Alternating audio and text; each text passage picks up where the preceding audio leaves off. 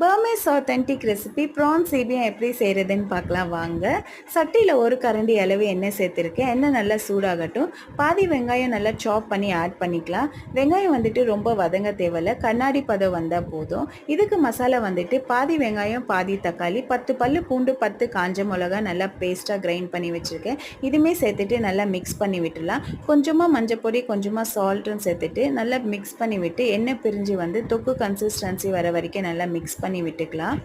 So இப்போ வந்துட்டு 1/2 kg prawns add பண்ணி மிக்ஸ் பண்ணி விட்டு, இதுக்கு தண்ணியெலாம் ஊற்ற தேவையில்ல, இதில் வர தண்ணியே போதுமானது. சொல்லி க்ளோஸ் பண்ணி விட்டு 2 minutes ஒன்ஸ் லிட் ஓப்பன் பண்ணி மிக்ஸ் பண்ணி விட்டுக்கலாம். ப்ரான்ஸ் ரொம்ப நேரம் குக் பண்ணக்கூடாது.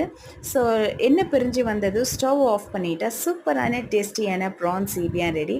ஸோ நீங்களும் மறக்காமல் ட்ரை பண்ணி பாருங்கள்.